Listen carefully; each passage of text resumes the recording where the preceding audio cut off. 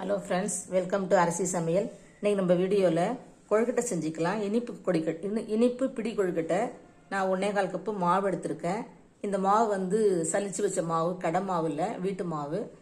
அதுக்கு வந்து நம்ம 1 கப்பு வெல்லம். நீங்கள் வந்து 1/4 கப்பு மாவுன்னா 1/4 கப்பு வெல்லம் எடுத்துக்கலாம். நான் 1 கப்பு மட்டும் எடுத்திருக்கேன்.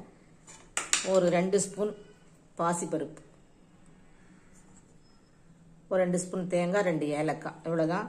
நெய் ஒரு 2 ஸ்பூனு. இப்போ நம்ம ஒரு பேன் வச்சுக்கலாம். 2 கப்பு தண்ணி ஊற்றிக்கலாம். நம்ம வெல்லத்தை போட்டாச்சு. இப்போ நம்ம தண்ணி ஊற்றிக்கலாம்.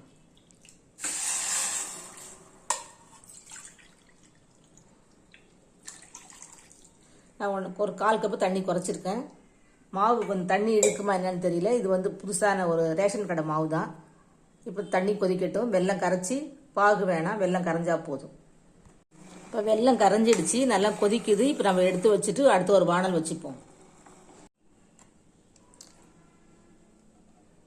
2 ஸ்பூன் நெய் விட்டுக்கலாம். தேங்காயை வறுத்துக்கலாம். தேங்காய், பாசிப்பருப்பு, எள்ளெல்லாம் வறுத்துக்கலாம்.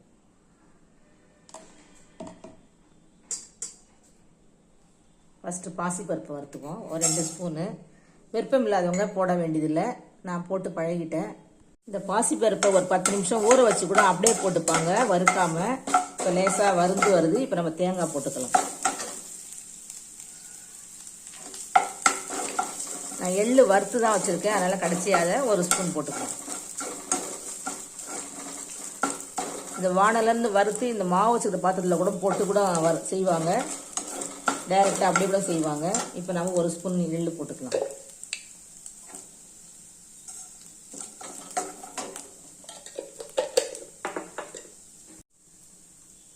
நம்ம இதை டைரெக்டாக இந்த வெல்லத்தை இதில் வடிகட்டிக்கலாம். நான் கொஞ்சமாக தண்ணி எடுத்து வைக்கிறேன், பத்தலைனா ஊற்றிக்கலாம்.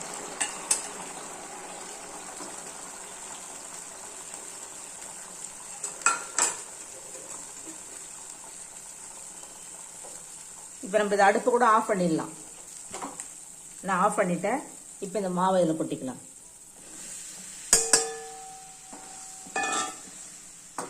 நல்லா மாவை கிளறிப்போம். இந்த சூடாக புளிச்ச தண்ணிங்க நல்லா வெந்துடும். அதுக்கப்புறம் நம்ம இதை ஆற வச்சு கையில் உருண்டை பண்ணிக்கலாம்.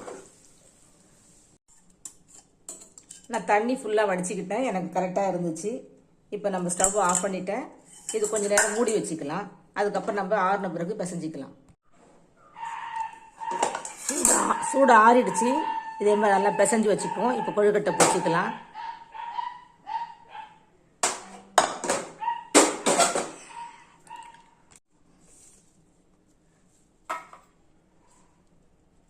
இது மாதிரி எல்லா மாவையும் உருட்டிக்கலாம். ஃப்ரெண்ட்ஸ், நான் கொழுக்கட்டை பிடிச்சி வச்சுட்டேன். இப்போ நம்ம இன்னொரு தட்டிலையும் பிடிச்சி வச்சுருக்கேன். இப்போ நம்ம இட்லி பானில் தண்ணி வச்சுருக்கேன். இப்போ நம்ம அவிச்சிக்கலாம். ஒரு 5 to 7 நிமிஷம் போதும். ஏற்கனவே வெந்த மாவு தான். நீங்கள் 10 நிமிஷம் அதுக்கு மேலே வைக்க வேண்டாம். ஃப்ரெண்ட்ஸ், கொழுக்கட்டை வெந்துருச்சு. இப்போ நம்ம எடுத்துக்கலாம். நான் ஸ்டவ் ஏற்கனவே ஆஃப் பண்ணிவிட்டு அந்த ஸ்டவ் கூட இங்கே வச்சுருக்கேன். நீங்களே இது மாதிரி செஞ்சு பாருங்கள். கார்த்திகை தீபத்து இன்னைக்கு சென்னையில் இந்த பழக்கம் இருக்கோ இல்லையே தெரியல. திருநெல்வேலியில் நான் இருந்ததால எனக்கு இந்த பிடி கொழுக்கட்டை அங்கே எல்லாருமே செய்வாங்க. அதுவும் பனை ஓலைக்குள்ளே வச்சு செய்வாங்க. அது ரொம்ப வாசனையாக இருக்கும்.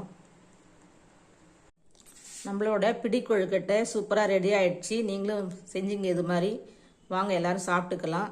என்னுடைய சேனலை பார்க்குறவங்களுக்கும், சப்ஸ்கிரைப் பண்ணுறவங்களுக்கும், கமெண்ட் பண்ணுறவங்களுக்கும் ரொம்ப ரொம்ப நன்றி.